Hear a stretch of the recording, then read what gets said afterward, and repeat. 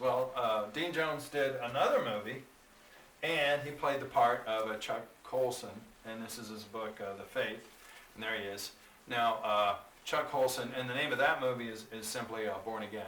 Now, Chuck Colson worked for Nixon during the Watergate era, and Chuck Colson did spend some time in prison, and that's highlighted in the movie with Dean Jones. It's really, really good. So, who did he co-author with? I'm sure you're curious about that. So he co-authored with Nancy Pearcey. So notice I said a good way to remember my site for total truth, support Earth's youth. So it has the word total and it has the word youth. So that's where I got the idea of totalyouth.us. So it was kind of inspired by this phrase, total truth. Now, she goes into a lot of issues, and she gets into origins and Darwin and such, and for each chapter she has some recommended books. So one book she recommends is By Chance or By Design, which is by the Canadian journalist Denise O'Leary, and it gives a fair shake to yes. Another book she okayed is by A.E. Wildersmith, and he had 3 earned degrees. And A.E. Wildersmith is very definitely pro-yes. And in my book, Biological Essentialism, all you have to do is just go to the Barnes & Noble site and search Biological Essentialism, J. Hall, and this will pop up. And I really, really appreciate your positive review on Barnes & Noble. Appreciate that very much. So that's one way to find it. And so in Nancy Pearcey's book, Total Truth, she has these recommended books. And A.E. Wildersmith definitely is pro-yes, and he believes in biological essentialism, or he did believe in biological essentialism as well, which basically have certain types, and there's only limited variation. So you have limited variation with cattle, hybrids, and so forth. You might ask your grandfather, great-great-grandfather, if they grew crops or if they raised cattle. The same applies. Plants vary within their essential types of life, and so do animals. So there's a limit to it. Don't let Freddie marry Jumbo. And hey, Carlin back there. I know you're in the back row, but keep it down. I heard that. So there are limitations to hybrids, and the variation is limited, which is exactly the opposite of Darwinism. Some people think intelligent design is the opposite. No, it's actually biological essentialism. So you have unlimited variation in the Darwin idea, basically, and whereas in biological essentialism, it's limited variation, and even cultural groups all over the world realize that, even with their tribal understanding of the variations within the types of animals. So, A.E. Wildersmith and Richard Dawkins had a very famous debate at Oxford, and I highlight in my book, Biological Essentialism. So be sure to check that out, and I'll leave it in suspense how the final outcome on that went. But some people say, oh, having debates, and what's the point? And do people actually change their fundamental worldview? Well, good question. Let's look at Mary Jo Sharp's story, Why I Still Believe. There she is. She's an apologetics professor at Houston Baptist University. Apologetics professor, how about that? And so she's written this book, and this is what she had to say, a former atheist. Over the years of discussing belief in God, I've only personally engaged with one person who changed his mind about God after accepting the intellectual arguments. Only one, Mr. Spock, who felt he had to logically accept a different viewpoint when he recognized his own viewpoint was refuted.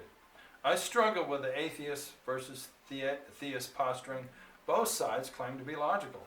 Both sides say that their factual evidence leads to the logical conclusion, as if that's the only thing going on here. Yet, what should I say to the reality of the situation? If God is real, God is not reducible to a set of observational or empirical facts. If I choose to trust God, it is the kind of trust or faith I give to a person with whom I have a relationship. This is not the kind of trust I would give to a scientific hypothesis or to an abstract idea such as justice. There is no personal element in these things. However, the Christian view of God is that he has personhood. And that is from her book, Why I Still Believe. So, we have a lot to learn on this journey, and there's lots of issues, and there's variations on how we get our scientific thinking straight. But so far, there's only so many limitations to the type of life. And in terms of the connection with the age of the earth and related issues, I'd leave you to check out my book. And so, we have all of these things, and we have some different ideas on it. But how do we get to this point? If we look at the major media, or if we look at the Hollywood elite, or if we look at places like NPR and PBS or the National Science Foundation, we have all of these things connected. And how is it that they all seem to go just one direction? And that is because they learned it at school. So what is the source of our problem? It's actually public education. So that's really what it comes down to. Now, have we always had public education in this country? No, not at all. So this book, Samuel Blumenfeld, Is Public Education Necessary? It's fantastic. Just check out this comment from Reason Magazine writer Frank Fortkamp. Quote, "An oasis of sanity in the status wasteland created by the government's education system." So, at one time, we did not have this forced public education. And so, Horace Mann was a key figure. This book details his history. And you could call him the supreme hero that helped gain the victory for public education. However, there was a time when there was a pushback. And in 1840, the Massachusetts House Committee on Education issued a report, and this is actually the summary of the report. In conclusion, this is from 1840. In conclusion, the idea of the state controlling education, whether by establishing a central board, by allowing the board to sanction a particular library, or by organizing normal schools, I mean schools for teachers, seems to your committee a great departure from the uniform spirit of our institutions, a dangerous precedent, and an interference with a matter more properly belonging to those hands to which our ancestors wisely entrusted it. That means the parents. It is greatly to be feared that any attempt to force all our schools and all our teachers upon one model would destroy all competition, all emulation, and even the spirit of improvement itself. And I would say, amen to that. So Samuel Blumenfeld is a really awesome writer, well organized, and he also wrote a book to teach kids to read. It's called Alpha Phonics, A-L-P-H-A, just like the first letter of the Greek alphabet.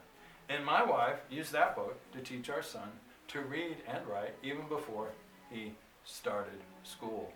So, I think we have this in hand, and we have to basically blame it on, okay, your dad went to Harvard, you had textbooks that said old Earth and evolution, and his dad went to Yale, and he had textbooks that said old Earth and Darwinism, and so it gets generation to generation, father to son, and just ask Professor Young here, he'll give us the straight dope. Now, his bronchitis is acting up today, so I'm going to have to be his spokesman.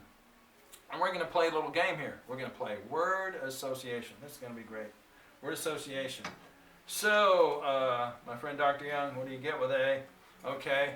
Abandon. Okay, that's a good one. Abolish. Yes. And abort. Okay, got some A words there. Very, very cool. And let's try another one. P. What pops in your mind for that one? Okay. Public. Oh, good. And propaganda. I like that one. Oh, poison. Wow, well, you're getting some really wild ones there. Let's see, what comes into your mind here? We got letter E going for you there, my good friend. And E, okay? Mr. and hey, how about Mr. Ed, the horse, right? So obviously a horse is also another essential type of life, which I cover a lot of these issues in my book, Biological Essentialism. So I have those kind of topics. How do we classify our animals and plants, and how does that correspond to the idea of species, which in general is too narrow, except for when it comes to humans, of course. So we have horses, that's an essential type of life. You have hydras and humans. So horses, hydras, and humans are three key examples of essential